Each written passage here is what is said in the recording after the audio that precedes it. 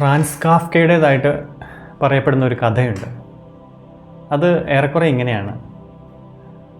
അദ്ദേഹം ഒരിക്കലൊരു പാർക്കിലൂടെ ഇങ്ങനെ നടക്കുമ്പോൾ കളിച്ചുകൊണ്ടിരിക്കുന്ന ഇടയിൽ തൻ്റെ പാവ നഷ്ടപ്പെട്ടു പോയതിനെക്കുറിച്ച് ഓർത്ത് സങ്കടപ്പെട്ട് കരഞ്ഞുകൊണ്ടിരിക്കുന്ന ഒരു കൊച്ചു പെൺകുട്ടിയെ കാണാനിടയായി. അപ്പോൾ ഏതൊരാളെയും പോലെ ആ പെൺകുട്ടിയെ ആശ്വസിപ്പിക്കണമെന്ന് അദ്ദേഹത്തിന് തോന്നി. അപ്പോൾ അദ്ദേഹം പറഞ്ഞു, മോളുടെ പാവ നഷ്ടപ്പെട്ടു പോയതൊന്നുമല്ല, അതൊരു യാത്രയ്ക്ക് പോയതാണ്. അപ്പോൾ പെട്ടെന്ന് ആ കുട്ടിക്കത് വിശ്വസിക്കാൻ പറ്റിയില്ല.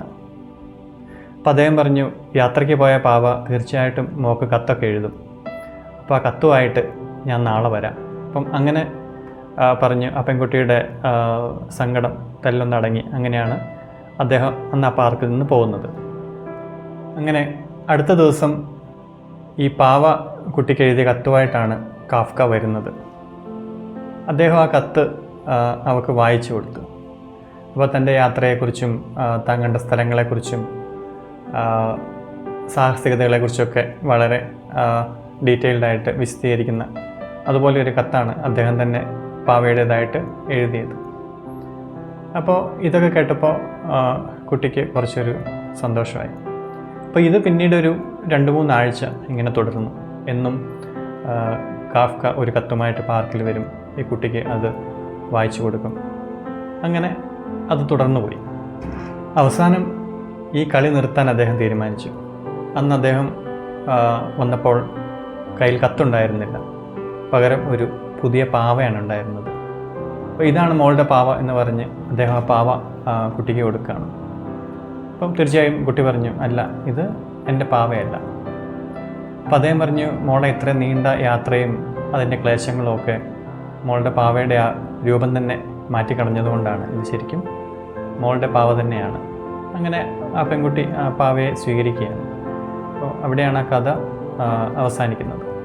ഈ ജീവിതത്തിൽ ശാശ്വതമായിട്ടൊന്നുമില്ലെന്നും, എന്നാൽ നമ്മൾ നഷ്ടപ്പെട്ടു പോയി എന്ന് കരുതിയ പലതും, അത് സ്നേഹം ഉൾപ്പെടെ മറ്റൊരു രൂപത്തിൽ അല്ലെങ്കിൽ ഭാവത്തിൽ നമ്മളെ തേടി വരും എന്നൊക്കെ സൂചിപ്പിക്കാനായിട്ട് പറയാനായിട്ട് ഈ കഥ പലപ്പോഴും ഉപയോഗിച്ച് കണ്ടിട്ടുണ്ട്. ഞാൻ ഈ അടുത്ത് കണ്ട 8 AM മെട്രോ എന്ന പേരിലൊരു ഹിന്ദി സിനിമ, ആ സിനിമ അവസാനിക്കുന്നത് ഈ ഒരു കഥ പറഞ്ഞുകൊണ്ടാണ്. അപ്പോൾ ഇത് സിനിമയുടെ റിവ്യൂ ഒന്നുമല്ല, ആ സിനിമ കണ്ടപ്പോൾ എനിക്ക് തോന്നിയ ചില ചിന്തകൾ പങ്കുവയ്ക്കുക, അതുമാത്രമാണ് ഉദ്ദേശം. അതുകൊണ്ട് ചിലപ്പോൾ ചില സ്പോയിലേഴ്സൊക്കെ ഉണ്ടായിരിക്കും. മഹാരാഷ്ട്രയിലെ നാൻഡേഡ് എന്ന സ്ഥലത്ത് ഭർത്താവും 2 കുട്ടികളുമായിട്ട് ഒരു സാധാരണ വീട്ടമ്മയായി കഴിഞ്ഞുകൂടുന്ന ഇറാവതി എന്ന 30-കാരിയാണ് ഈ സിനിമയിലെ പ്രധാന കഥാപാത്രം. ഇറാവതിക്ക് മറ്റു ബന്ധുക്കളായിട്ടുള്ളത് ഒരു അനിയത്തിയാണ്. അവൾ ഹൈദരാബാദിലാണ്. അപ്പം അവളുടെ ഡെലിവറി അടുത്ത ഒരു സമയമാണ്. അപ്പോൾ അവളുടെ ഭർത്താവ് ജോലിയുടെ ആവശ്യമൊക്കെ ആയിട്ട് അമേരിക്കയിലോ മറ്റോ ആണ്. അപ്പോൾ അവൾക്ക് ഇറാവതിയുടെ സഹായം ആവശ്യമുണ്ട്. അവളുടെ ആശുപത്രിയിലാണ്, എന്തൊക്കെയോ കോംപ്ലിക്കേഷൻസ് ഉണ്ട്. അപ്പോൾ പെട്ടെന്ന് നാൻഡേഡിൽ നിന്നും ഹൈദരാബാദിലേക്ക് പോകാനായിട്ട് ഇറാവതി നിർബന്ധിതയാവുകയാണ്. എന്നാൽ അവളെ കാറിൽ നിന്ന് കൊണ്ടുവിടാനുള്ള സമയമോ സാഹചര്യമോ അവളുടെ ഭർത്താവിനില്ല. അതുകൊണ്ട് അയാൾ അവളോട് ട്രെയിനിൽ പോകാനായിട്ട് ആവശ്യപ്പെടുകയാണ്. ട്രെയിൻ യാത്രയോട് ഒട്ടും താല്പര്യമില്ലാത്ത ഒരാളാണ് ഈ കഥാപാത്രം. അതിനൊരു കാരണമുണ്ട്. കുട്ടിക്കാലത്ത് അച്ഛനോടൊപ്പം ട്രെയിനിൽ യാത്ര ചെയ്യുമ്പോൾ ഉണ്ടായ വളരെ പേടിപ്പെടുത്തുന്ന ഒരു അനുഭവമുണ്ട്. അപ്പോൾ അതുകൊണ്ട് ട്രെയിൻ യാത്ര അവർ പരമാവധി ഒഴിവാക്കും. ഒറ്റയ്ക്ക് യാത്ര ചെയ്യുന്നത് അവർക്ക് ചിന്തിക്കാൻ പോലും പറ്റില്ല. എങ്കിൽ പോലും ഇങ്ങനെ ഒരു സാഹചര്യത്തിൻ്റെ ആ ഒരു സമ്മർദ്ദം നിമിത്തം അവർക്ക് ആ യാത്രയ്ക്ക് ഇറങ്ങി പുറപ്പെടേണ്ടി വരുന്നു. പക്ഷേ ആ യാത്രയിൽ പേടിച്ച പോലെ ഒന്നും സംഭവിക്കുന്നില്ല. എന്നാൽ ഹൈദരാബാദിലെത്തി ഈ അനിയത്തിയുടെ വീട്ടിൽ നിന്നും ആശുപത്രിയിലേക്ക് ഉള്ള വഴിയിൽ അവൾക്ക് മെട്രോ ട്രെയിനിൽ കയറേണ്ടി വരുന്നു. അപ്പോൾ ഈ മെട്രോയിലേക്ക് ട്രെയിൻ ഇങ്ങനെ പ്ലാറ്റ്ഫോമിലേക്ക് വരുന്നു. ആളുകൾ തിരക്ക് കൂട്ടി ട്രെയിനുള്ളിലേക്ക് ഇരച്ചു കയറുന്നു. അപ്പോൾ ഈ സമയത്ത് പെട്ടെന്ന് അവൾക്കൊരു പാനിക് അറ്റാക്ക് പോലെ ഉണ്ടാവുകയും അവളുടെ ശരീരമാകെ വിറയ്ക്കുകയും അതുപോലെ ബോധം കെട്ട് വീഴുന്ന ഒരു അവസ്ഥ ഉണ്ടാവുകയും ചെയ്യുന്നു. അപ്പോൾ ആ ഒരു അവസരത്തിൽ അവർക്കൊരു സഹായമായിട്ട് വരുന്നത് പ്രീതം എന്ന പേരുള്ള ഒരു ബാങ്ക് ജീവനക്കാരനാണ്.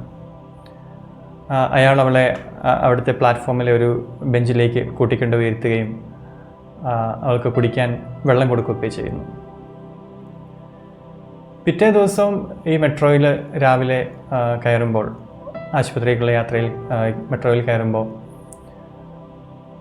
അവിചാരിതമായിട്ട് പ്രീതത്തെ അവൾ വീണ്ടും കണ്ടുമുട്ടുകയാണ്. അങ്ങനെ അവർ തിരിച്ചറിയുന്നു, പരിചയപ്പെടുന്നു, സംസാരിക്കുന്നു. പിന്നീട് അങ്ങോട്ട് ഈ വീടിനും ആശുപത്രിക്കിടയ്ക്കുള്ള മെട്രോ യാത്രയിൽ രാവിലെയും വൈകിട്ടുമൊക്കെ പ്രീതവും അവളുടെ ഒപ്പം കൂടുന്നു. അപ്പോൾ അവർക്കിടയിൽ പതിയെ ഒരു സൗഹൃദം രൂപപ്പെട്ടു വരുന്നുണ്ട്. ഇടയ്ക്ക് അവർ മെട്രോയിൽ നിന്നിറങ്ങി കോഫി കുടിക്കാൻ വേണ്ടി പോകുന്നു, ബുക്ക് ഷോപ്പുകളിൽ പോകുന്നു, പുറത്ത് നടന്ന് സംസാരിക്കുന്നു.